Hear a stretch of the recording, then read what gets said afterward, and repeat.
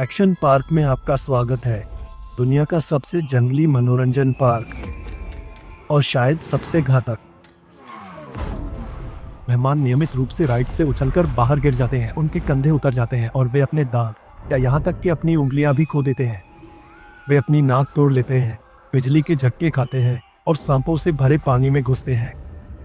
Ice cream से ज्यादा beer बिकती है। मेहमान नियमित रूप से एक दूसरे को ऐसी चीजें करने की हिम्मत देते हैं जो वे शायद होश में नहीं करते। अक्सर वे डूबने के करीब आ जाते हैं। एक सामान्य दिन में पूल के लाइफगार्ड को 30 लोगों को बचाना पड़ता है। हर साल सैकड़ों या उससे ज्यादा लोग गंभीर रूप से घायल होते हैं। आपातकालीन सेवाओं को हर दिन पार्क से जुड़ी 10 घटनाएं देखने को मिलती हैं। पास का अस्पताल इतना भर जाता है कि पार्क को उनके लिए अतिरिक्त एम्बुलेंस खरीदनी पड़ती है। पार्क का लिखित आदर्श वाक्य नो रिस्क नो फन। सुरक्षा प्रोटोकॉल मूल रूप से मौजूद ही नहीं है। कर्मचारी ज्यादातर किशोर हैं और अक्सर नशे में रहते हैं और लोगों को यह पसंद है। पार्क में प्रतिदिन 10,000 से अधिक पर्यटक आते हैं और सालाना लगभग 10 लाख। पार्क के 18 साल के संचालन के दौरान 6 लोग कभी भी जिंदा घर नहीं लौट पाए। एक्शन पार्क में दुनिया की अब तक की सबसे जंगली, सबसे खराब डिजाइन की गई मनोरंजन पार्क की कुछ राइड्स भी थी। इन सब के पीछे एक बेरहम पार्क का मालिक था जो किसी भी हद तक जा सकता था। एक धोखेबाज जिसने नियमों, कानूनों और सबसे बुनियादी सुरक्षा उपायों की धज्जियां उड़ा दी। तो पार्क के सबसे खतरनाक आकर्षण क्या थे? इतने सारे पर्यटक घायल या मृत कैसे हो गए? और अगर इतने सारे घोटाले हुए तो पार्क लगभग 2 दशकों तक कैसे चलता रहा?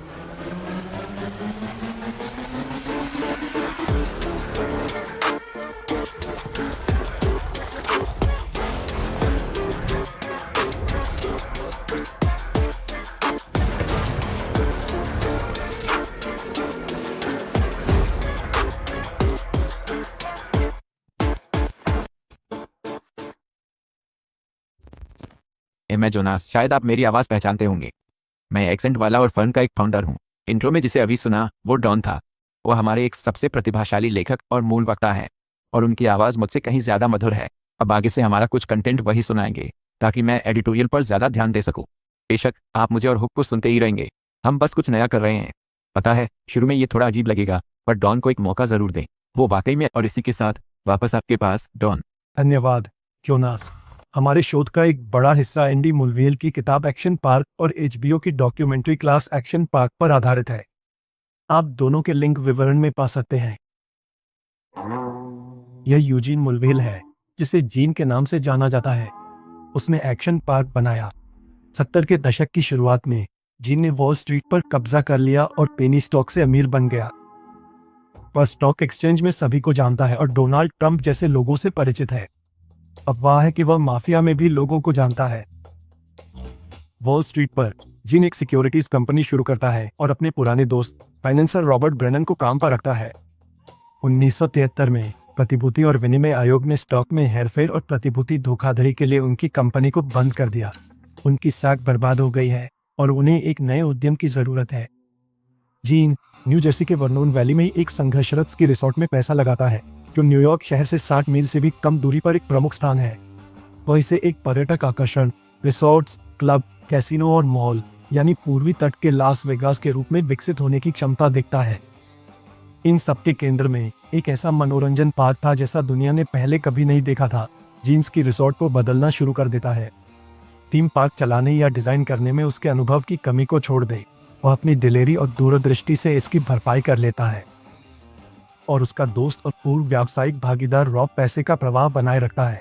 जल्द ही एक्शन पार्क लॉन्च होने के लिए तैयार है। यहाँ अपने सुनहरे दिनों में एक्शन पार्क का एक अवलोकन है। इसके 3 मुख्य भाग हैं: एल्पाइन लैंड, वाटर पार्क और मोटर वर्ल्ड। ट्राई स्टेट क्षेत्र के किशोरों के लिए राइड्स का सामना करना एक परंपरा की तरह है। इसमें पार्क की सबसे कुख्यात राइड्स भी शामिल हैं और डॉक्यूमेंट्री क्लास एक्शन पार्क में साक्षात्कार किए गए पूर्व कर्मचारियों के अनुसार इनमें से कई राइड्स को तो असली इंजीनियरों ने डिजाइन भी नहीं किया था। कुछ को खुद जीन ने डिजाइन किया था, दूसरों को अयोग्य शौकीनों ने। लेकिन यह बात 15 साल के डेरेक जैसे मेहमानों को चिंतित नहीं करती। हम उसके पीछे पीछे चलेंगे जब वह बढ़ते जोखिम के क्रम में एक्शन पार्क के कुछ प्रमुख आकर्षणों का सामना करेगा। अभी वह दिन की 2 बियर पी चुका है और बैटल एक्शन टैंक के लिए लाइन में इंतजार कर रहा है। कागज पर बैटल एक्शन टैंक मूल रूप से बम्पर कारें हैं। व्यवहार में यह कुछ ऐसा है जैसे विंबलडन का सामना वियतनाम युद्ध की सबसे खतरनाक लड़ाइयों में से किसी एक से हो रहा हो। राइडर्स छलावरण वाले 4 पहिया वाहनों में चढ़ते हैं जो मुर्गी के तार वाले पिंजरों से सुरक्षित होते हैं। हर एक मोटर से चलता है, जॉयस्टिक से नियंत्रित होता है और एक काम करने वाली तोप से लैस होता है। लक्ष्य दूसरे टैंकों पर टेनिस की गेंदें दागना है। अखाड़े के चारों ओर दर्शक अपनी अपनी तोपें चलाते हैं। अगर उनका निशाना सीधे टैंक पर लग जाए तो वह जोर से टेलस्पिन में चला जाता है। यह डेरेक की पहली राइड है, बस एक वार्म अप। टेनिस गेंदों को 160 किलोमीटर प्रति घंटे की अविश्वसनीय तेज गति से दागा जाता है और कर्मचारियों को इधर उधर पड़ी गेंदें इकट्ठा करने के लिए मैदान में दौड़ना पड़ता है। कई राइडर इस अवसर का लाभ उठाकर उन्हें निशाना बनाना पसंद करते हैं। अगर कोई किसी कर्मचारी के गुप्तांग पर सीधा निशाना लगाता है तो भीड़ पागल हो जाती है। जिनको यह ग्लेडिएटोरियल मुकाबला देखना बहुत पसंद है उसे अक्सर किनारे से लड़ाई के माहौल का आनंद लेते हुए पाया जाता है। यह वही जगह है जहां वह अपने आदतन देर से आने वाले कर्मचारियों की ड्यूटी सजा के तौर पर लगाना पसंद करता है। लास एक्शन पार्क के अनुसार कई कर्मचारी प्रशिक्षित पेशेवर नहीं हैं, वे किशोर हैं, कुछ तो 14 साल के भी हैं। यह एक्शन पार्क की छवि के अनुरूप है जहां नियमों की अनदेखी करना पार्क की पहचान का हिस्सा है। इसके अलावा किशोर सस्ता श्रम होते हैं, वे सवाल नहीं पूछते और अक्सर जीन के नए मौत को मात देने वाले आविष्कारों का परीक्षण करके खुश होते हैं। कुछ तो उसे प्यार से अंकल जीन भी कहते हैं। 80 के दशक में अमेरिका में मनोरंजन पार्क काफी हद तक एक अनियंत्रित उद्योग थे और अंकल जीन को किसी बढ़िया कानूनी पेंच का फायदा उठाना बहुत पसंद था। उदाहरण के लिए वह दावा करता है कि वह मनोरंजन पार्क की राइड्स नहीं चला रहा है बल्कि खेल के आकर्षण चला रहा है, इसलिए उसे आधिकारिक परमिट की जरूरत नहीं है और कुछ समय के लिए न्यू जर्सी राज्य वास्तव में हस्तक्षेप नहीं करता है। वे बस इतना जानना चाहते हैं कि राइड्स का बीमा है और उद्धरण फिलहाल आग नहीं लगी है, इसलिए पार्क लगभग सारी जिम्मेदारी अपने आगंतुकों पर डाल देता है। उदाहरण के लिए जब गो कार्ट की बात आती है, यह सुपर गो कार्ट है। यह पेट्रोल से चलने वाला और रेसिंग के लिए डिजाइन किया गया है, लेकिन इसका ज्यादातर इस्तेमाल टकराने के लिए होता है। कुल मिलाकर 20 है। वे छोटे दिख सकते हैं लेकिन अपनी गर्दन का ध्यान रखें, वे एक डरे हुए घोड़े की तरह रफ्तार पकड़ते हैं। वे विप्लैश और टूटी हड्डियों की वजह भी बन सकते हैं। उनकी अधिकतम गति 32 किलोमीटर प्रति घंटा होनी चाहिए, लेकिन कभी कभी स्टाफ स्पीड कंट्रोल को ओवरराइड कर देते हैं और कार्स 80 किलोमीटर प्रति घंटे से ज्यादा रफ्तार तक पहुंच जाती हैं। जो सचमुच साहसी होते हैं वे एक खास ट्यून किया हुआ मॉडल लेते हैं।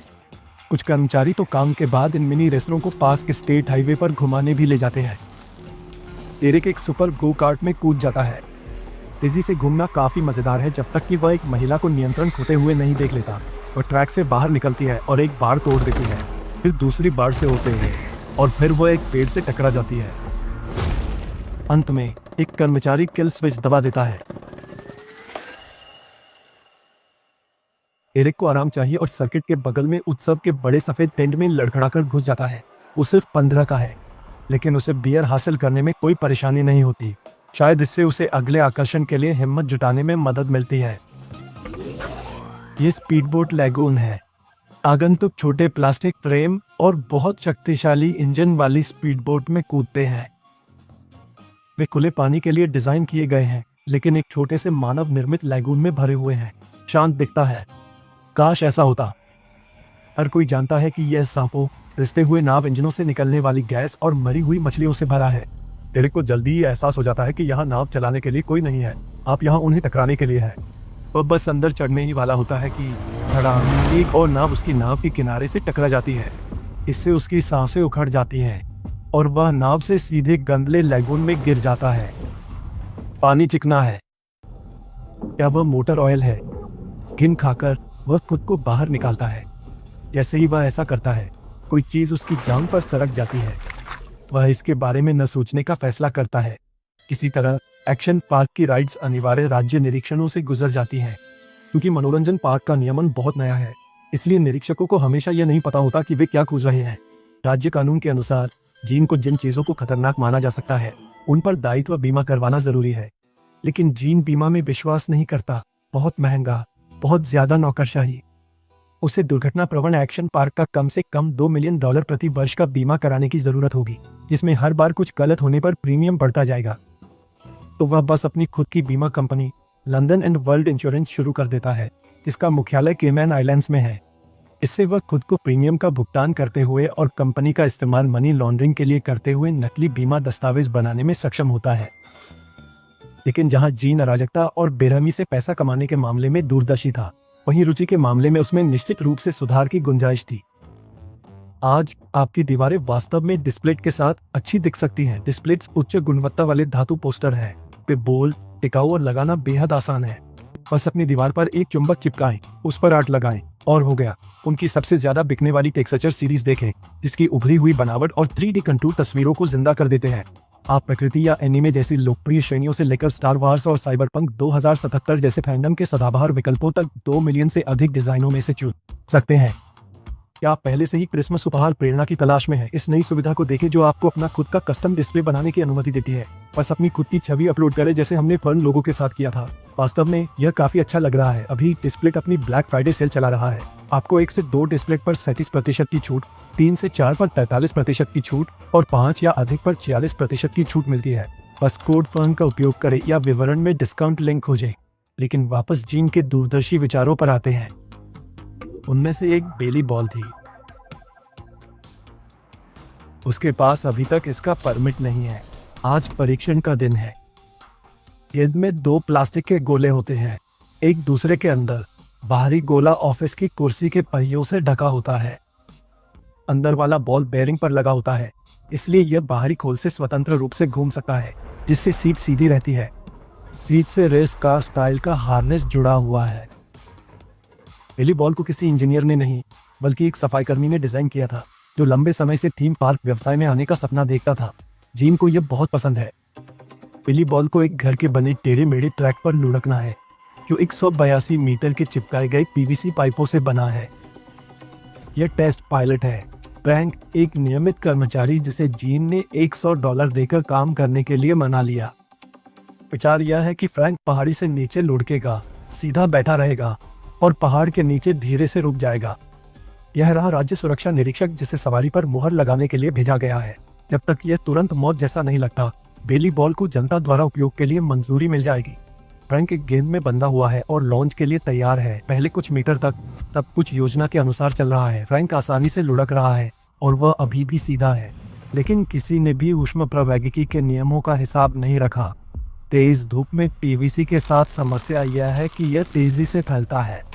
प्लास्टिक का ट्रैक जिसे गेंद को दिशा देनी थी, वो फूल गया है और मुड़ गया है। फ्रैंक पहला स्विचबैक भी पार नहीं कर पाता। गेंद ट्रैक से उतर जाती है और पहाड़ी से नीचे लुढ़कने लगती है, तेजी से गति पकड़ते हुए। सुरक्षा निरीक्षक भय से जमे हुए सिर्फ देखता रह जाता है। गेंद पहाड़ी से नीचे लुढ़कती है और पार्क के मैदान से बाहर निकल जाती है। अब यह सड़क की ओर बढ़ रही है। कारें हॉर्न बजाती हैं और चीखकर रुक जाती हैं। इसी तरह गेंद किसी भी टक्कर से बच जाती है और अंत में यह एक तालाब में जा गिरती है। फ्रैंक जिंदा। निरीक्षक जीन को बेली बॉल के लिए मंजूरी नहीं देता है, लेकिन कई अन्य सवारियां संचालन में आ जाती हैं। 70 के दशक के मध्य तक एक्शन पार्क में लगभग 50 आकर्षण थे। हर साल लगभग 10 लाख लोग पार्क में आते हैं। यह स्थानीय अर्थव्यवस्था के लिए एक वास्तविक बढ़ावा है। उस समय डोनाल्ड ट्रंप भी एक्शन पार्क में निवेश करने पर विचार कर रहे थे, लेकिन जाहिरा तौर पर यह अवधारणा उसके लिए भी बहुत पागलपन भरी है। पार्क के विज्ञापन न्यूयॉर्क टेलीविजन पर लगातार चलते रहते हैं, जो शहर के बच्चों को थोड़ी मस्ती करने के लिए आकर्षित करते हैं। कुछ लोग टार्जन झूले पर हवा में उड़कर ऐसा करते हैं। कल्पना कीजिए कि आपने 6 मीटर की रस्सी पकड़ी हुई है। आपके नीचे का पूल 4.5 मीटर गहरा है। टार्जन स्विंग एक साधारण रस्सी का झूला लग सकता है, लेकिन बाद में यह उन पहली सवारियों में से एक होगा जिसे राज्य हमेशा के लिए बंद कर देगा। इस झूले का सामना करना एक महत्वपूर्ण पड़ाव है। अगर आप पेट के बल छपाका मारकर गिर गए, तो लोग आपको कभी भूलने नहीं देंगे। डेरेक चिंतित नहीं है, वो बेहतरीन तैराक है। वह रस्सी पकड़ता है, पुल के ऊपर दूर तक झूलता है और छोड़ देता है। जैसे ही वह पानी में गिरता है, उसका पूरा सिस्टम ठप पड़ जाता है। वह अभी 35 डिग्री सेल्सियस हवा से हड्डी कंपा देने वाले 10 डिग्री सेल्सियस पानी में कूदा है। झरने का पानी इतना ठंडा है कि वह तैरना भूल जाता है। वह स्तब्ध होकर हाथ पैर मारता है। एक मुस्कुराता हुआ लाइफगार्ड उसे बाहर निकालता है और उसके हाथ पर एक रिस्टबैंड लगा देता है। उस पर CFS अक्षर लिखे हुए हैं, जो कांट फकिंग स्विम का संक्षिप्त रूप है। बाद में उसे पता चलेगा कि ठंडा पानी एक तैराक के शरीर के लिए इतना बड़ा झटका था कि उसे कार्डियक अरेस्ट हुआ और उसकी मृत्यु हो गई। इस तरह के मामले जीन के देयता बीमा द्वारा कवर किए जाने चाहिए, लेकिन लंदन और वर्ल्ड एश्योरेंस कथित तौर पर एक्शन पार्क का समर्थन करने वाली कंपनी वास्तव में मौजूद नहीं है। 1984 में अधिकारियों को उसकी योजना का पता चल जाता है। वह धोखाधड़ी का दोष स्वीकार करता है और उस पर $3 लाख का जुर्माना और 3 साल की परिवीक्षा लगाई जाती है। उसे पार्क बेचने का भी आदेश दिया गया है। क्लास एक्शन पार्क के अनुसार जिन का ऐसा करने का जरा भी इरादा नहीं है। अब तक वह न्यू जर्सी की राज्य सरकार से संपत्ति का एक हिस्सा किराए पर लेता आ रहा है। अधिकारियों को उकसाने के लिए वह कथित तौर पर अपने बिलों का भुगतान करना बंद कर देता है और उनके पत्र कुछ खींचतान के बाद न्यू जर्सी राज्य सरकार उसे बहुत सस्ते में जमीन बेचने के लिए सहमत हो जाती है, कथित तौर पर सिर्फ उससे पीछा छुड़ाने के लिए। जीन जीत जाता है और अपने पार्क का और विस्तार करता है। यह एक्शन पार्क की शायद सबसे बेतुकी सवारी हो सकती है। जीन ने खुद इसे एक कॉकटेल नैपकिन पर डिजाइन किया था। यह ऐसी सवारी है जिसे सहना पड़ता है, आनंद लेने के लिए नहीं। इसे कैनन बॉल लूप कहा जाता है। विचार सरल है, लगभग 5 मंजिला ऊंची एक वाटर स्लाइड जिसके अंत में 360 डिग्री का लूप है। लेकिन पार्क को डिजाइन में बदलाव करते रहना पड़ता है क्योंकि परीक्षण के लिए इस्तेमाल किए जाने वाले क्रैश टेस्ट डमी अक्सर बिना सिर के बाहर निकलते हैं। एरिक अपने सामने वाले आदमी को पहले अंदर जाते हुए देखता है। कुछ सेकंड बाद वो पूल में बाहर उछलकर निकल आता है, सिर के बल लेकिन जिंदा। एरिक के लिए इतना ही काफी है। लाइफगार्ड उसे नली से पानी डालकर धोते हैं। यहाँ घर्षण दुश्मन है, गति ही सब कुछ है। यह सिर्फ मजे के लिए नहीं है। वह गति खोने का जोखिम नहीं उठा सकता वरना वह लूप से पार नहीं हो पाएगा। एरिक ने डरावनी कहानियां सुनी हैं, मेहमान जो स्लाइड के अंदर सीधे नीचे गिर गए और फाइबर ग्लास में मुंह के बल टकराए, अंत में लैंडिंग क्षेत्र में खून से लथपथ और बिना दांतों के बाहर निकले। और उनके पीछे आने वाले मेहमान जो दूसरों के दांत जो अभी भी स्लाइड में धंसे हुए थे से लगी कटखरोंच और चोटों से ढके हुए बाहर निकले। एरिक घबरा रहा है लेकिन अब वह पीछे नहीं हट सकता। टार्जन स्विंग की घटना के बाद तो बिल्कुल नहीं। वह अंधेरे में तेजी से घुस जाता है। यह तेज है, बेरहम, और फिर वह लूप से टकराता है। वह स्तब्ध सा रेंगते हुए बाहर निकलता है। उसकी कोहनी से खून बह रहा होता है लेकिन कम से कम वह जिंदा है। अधिकारियों की मांग है कि जीन केवल गंभीर चोटों की ही सूचना दे, लेकिन क्लास एक्शन पार्क के अनुसार गंभीर से क्या तात्पर्य है यह तय करना उसी पर छोड़ दिया जाता है। कोई नहीं जानता कि इन वर्षों में एक्शन पार्क में वास्तव में कितने लोग घायल हुए हैं। जब पीड़ित या उनके परिवार पार्क पर मुकदमा करते हैं तो जीन लगभग हमेशा समझौता करने से इनकार कर देता है। इसके बजाय वो उन्हें अदालत में घसीटता है, यह जानते हुए कि मुकदमे अक्सर महंगे, टकाऊ और भावनात्मक रूप से थका देने वाले होते हैं। कई परिवार इस प्रक्रिया से गुजरने को तैयार नहीं होते। कथित तौर पर जीन इनमें से ज्यादातर मामले जीत जाता है। जब भी वो कभी कभार हारता है तो पीड़ितों को भुगतान करने में देरी करता है और कभी कभी तो कानून के आदेश पर ही भुगतान करता है। कथित तौर पर अमेरिकी मार्शल कम से कम 2 बार उसका दरवाजा खटखटाते हैं। यह एल्पाइन स्लाइड है। यह पहाड़ से नीचे जाता 820 मीटर लंबा कंक्रीट का ट्रैक है जिस पर राइडर हैंड ब्रेक से लैस छोटी प्लास्टिक स्लेज पर उतरते हैं। पहली नजर में यह अच्छा साफ सुथरा मजा लगता है। इसे दादा दादी और शिशुओं के लिए सुरक्षित बताकर प्रचारित किया जाता है, लेकिन असल में एल्पाइन स्लाइड पार्क की किसी भी अन्य सवारी की तुलना में ज्यादा चोटों और मुकदमों का कारण बनेगी। स्लेज में 2 गतियां होती हैं, दर्दनाक रूप से धीमा, या जैसा कर्मचारी कहते हैं मौत इंतजार कर रही है। राइडर इन 2 स्थितियों के बीच एक साधारण हैंड ब्रेक से स्विच करते हैं। अगर वह ब्रेक काम करता है तो कंक्रीट का रास्ता एक मुश्किल लैंडिंग का कारण बनता है, खासकर उन मेहमानों के लिए जो केवल स्विमसूट पहने हुए हैं। एरिक्स की लिफ्ट से पहाड़ पर चढ़ता है। ऊपर मौजूद किशोर राइडर्स पर थूक रहे हैं और स्लेज फेंक रहे हैं। नीचे किसी भी बदकिस्मत राइडर को मारने की कोशिश कर रहे हैं। शीर्ष पर वह एक खटारा प्लास्टिक स्लेज पर चढ़ता है।